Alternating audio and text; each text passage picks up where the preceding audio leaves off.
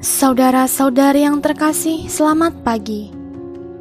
Mari kita awali permenungan kita pagi ini, Sabtu 3 Oktober 2020, Sabtu Imam, Pekan Biasa ke-26, dengan tanda kemenangan Kristus, dalam nama Bapa dan Putra dan Roh Kudus.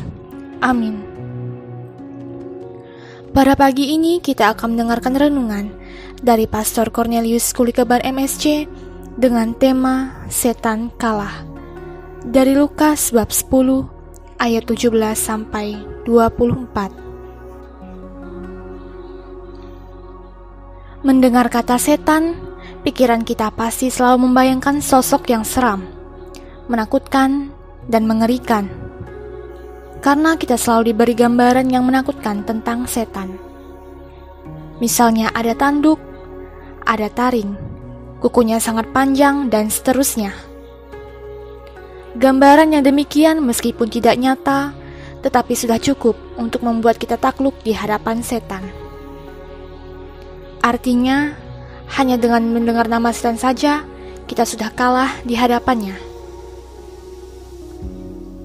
Hari ini kita mendengar kisah tentang setan kalah. Ya, setan kalah.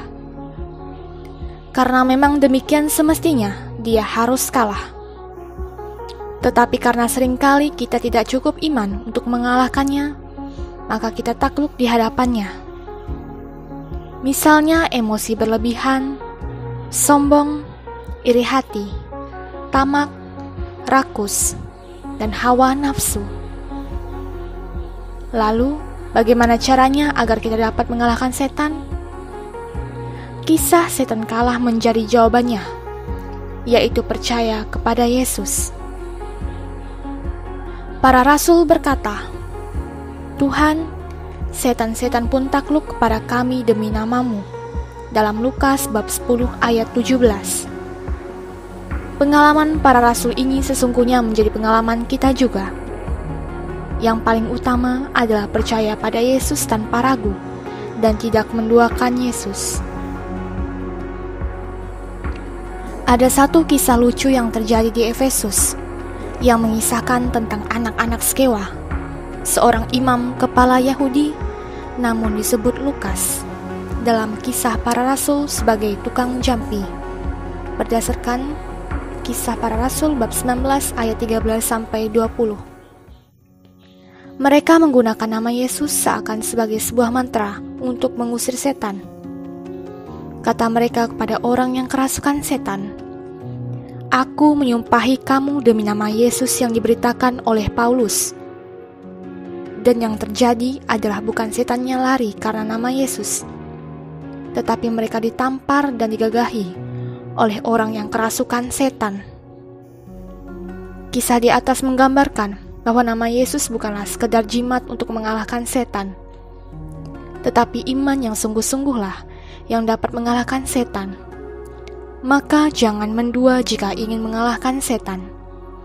Kekuatan iman menghantar kita pada sukacita kekal, karena kita dapat mengalahkan segala emosi dan kelekatan manusiawi kita. Bercermin pada Sang Sabda yang mengatakan, "Jangan bersukacita karena roh-roh itu takluk kepadamu, tetapi bersukacitalah karena namamu terdaftar di surga." Dalam Lukas bab 10 ayat 20. Saudara, kita bersukacita karena iman akan Yesus bukanlah jalan menuju kesia-siaan, melainkan sebuah kepastian akan keselamatan kekal. Salam Konofum, hati baru. Marilah kita berdoa dan mohon berkat Tuhan lewat pastor. Marilah kita berdoa. Tuhan Yesus Kristus, Engkau memberi kuasa kepada para rasul untuk mengalahkan setan, dan mereka telah percaya akan kuasa-Mu itu. Kami mohon, tambahkanlah iman kami, agar kami semakin percaya bahwa semua kuasa bertekuk lutut di hadapan nama-Mu yang kudus. Engkaulah penguasa surga dan bumi, kini dan sepanjang masa. Amin. Tuhan bersamamu dan bersama rohmu. Semoga kita sekalian senantiasa dibimbing, dilindungi, dan diberkati oleh Allah yang Maha Kuasa, Bapa, Putra, dan Roh Kudus. Amin.